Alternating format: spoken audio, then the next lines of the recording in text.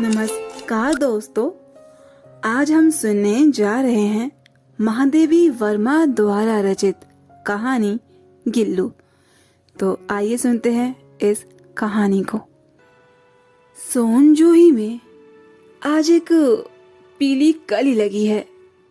इसे देखकर अनायास ही उस छोटे जीव का स्मरण हो आया जो इस लता की सघन हरितिमा में छिपकर बैठता था और फिर मेरे निकट पहुंचते ही कंधे पर कूदकर मुझे चौंका देता था। तब मुझे कली की खोज रहती थी, परंतु वह तो अब इस सोनजोही की जड़ में मिट्टी होकर मिल गया होगा। कौन जाने स्वर्णिम कली के बहाने वही मुझे चौंकाने ऊपर आया हो।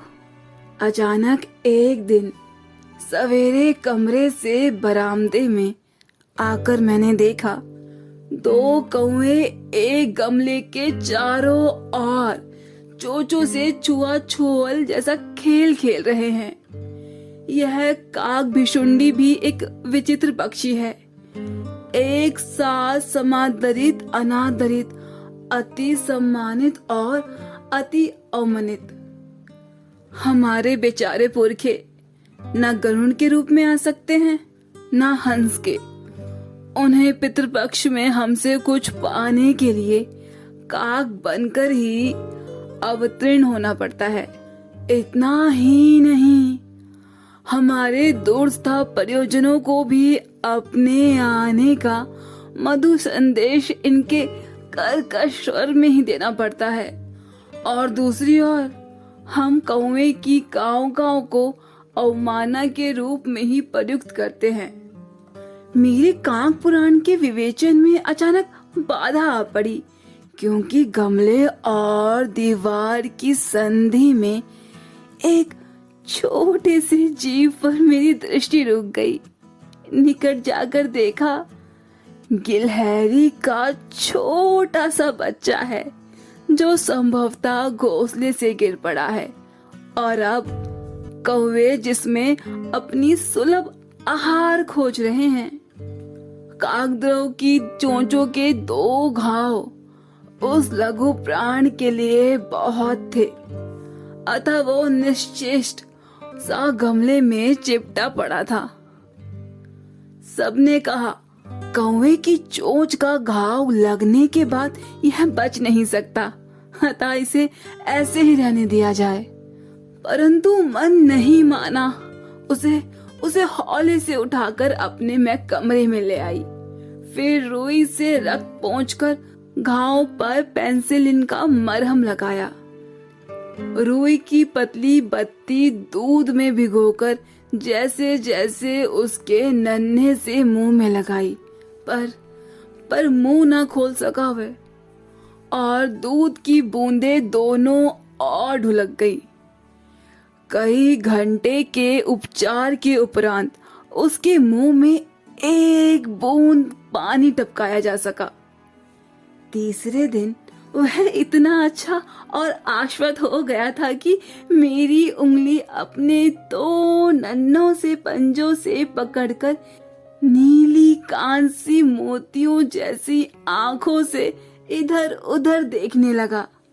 3-4 मास में उसकी स्निग्ध रोएं, छापेदार पूंछ और चंचल चमकीली आंखें सबको विस्मित करने लगी। हमने उसकी जातिवाचक संज्ञा को व्यक्तिवाचक संज्ञा का रूप दे दिया और इस प्रकार उसे गिल्लू कहकर बुलाने लगे। मैंने फूल रखने की एक हल्की डलिया में रुई बिछाकर उसे तार से खिड़की पर लटका दिया।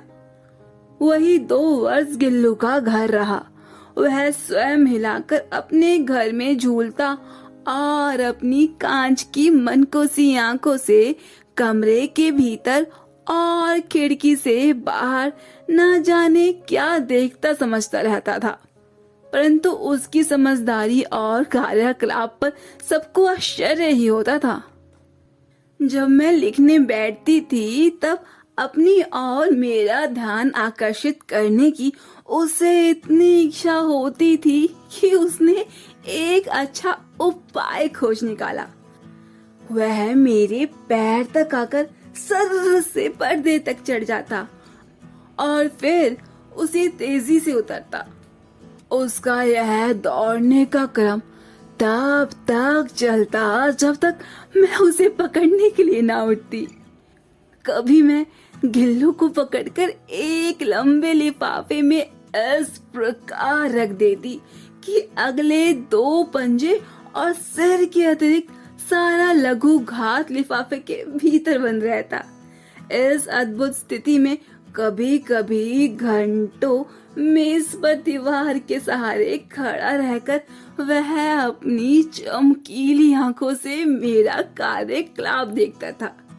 भूख लगने पर चिक चिक करके मानो वह मुझे सूचना देता था और काजू या बिस्कुट मिल जाने पर उसी स्थिति में लिफाफे से बाहर वाले पंजों को पकड़कर उसे कुतरता। फिर गिल्लू के जीवन का प्रथम बसंत आया। नीम चमेली की गंध मेरे कमरे में हौले हौले आने लगी। बाहर की गिलहरियां खिड़की की जाली के पास आकर चिक चिक करके न जाने क्या कहने लगी। गिल्लू को जाली के पास बैठकर अपनेपन से बाहर झांकते देख न जाने क्यों मुझे लगा कि मुझे इसे मुक्त कर देना चाहिए और मुझे इसकी आवश्यकता भी लगी। मैंने कीले निकालकर जाली का एक कोना खोल दिया और इस मार्ग से गिल्लू ने बाहर जाने पर सचमुच ही मुक्ति की सांस ली। इतने छोटे जीव को अगर घर में पालें तो कुत्ते बिल्लियों से बचाना भी एक समस्या ही थी। आवश्यक कागज पत्रों के कारण मेरे बाहर जाने पर कमरा बंद ही रहता था।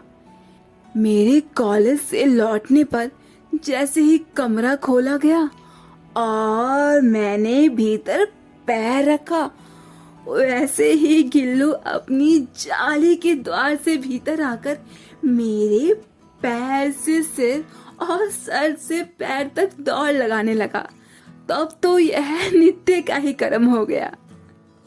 मेरे कमरे से बाहर जाने पर गिल्लू भी खिड़की की खुली जाली की राह बाहर जाता और दिन भर गिलहरियों के झुंड का नेता बना हर डाल पर उछलता कूदता रहता था और ठीक 4 बजे वह खिड़की से भीतर आकर अपने झूले से झूलने लगता। मुझे चौंकाने की इच्छा उसमें न जाने कब और कैसे उत्पन्न हो गई थी। कभी कभी फूलदान के फूलों में छिप जाता, कभी पर्दों की चुनट में और कभी सोन जूही की पत्तियों में।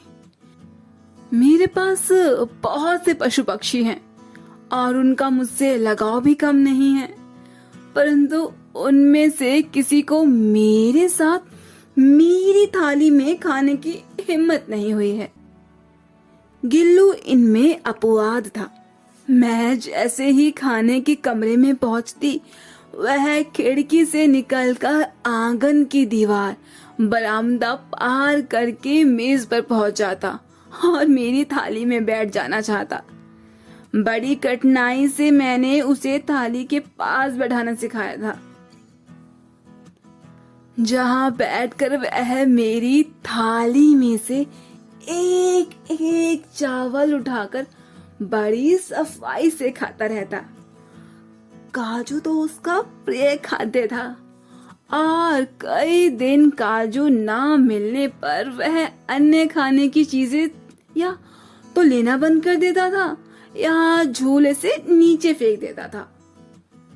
उसी बीच मुझे मोटर दुर्घटना में आहत होकर कुछ दिन अस्पताल में रहना पड़ा। उन दिनों जब मेरे कमरे का दरवाजा खोला जाता, गिल्लू अपने झूले से उतरकर दौड़ता हुआ आता और किसी दूसरे को देखकर उसी तेजी से अपने घोंसले में जा बैठता। सब उसे काजू दे आते।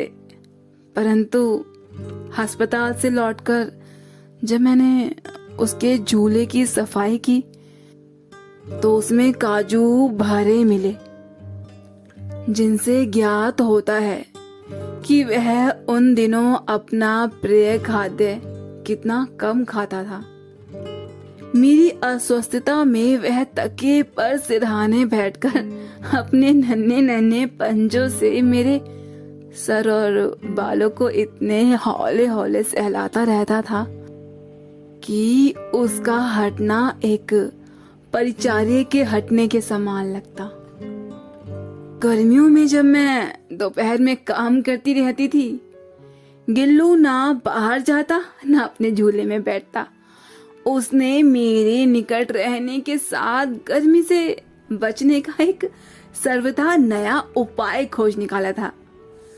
वह मेरे पास रखी सुराही पर लौट जाता और इस प्रकार समीप भी रहता और ठंडक में भी रहता।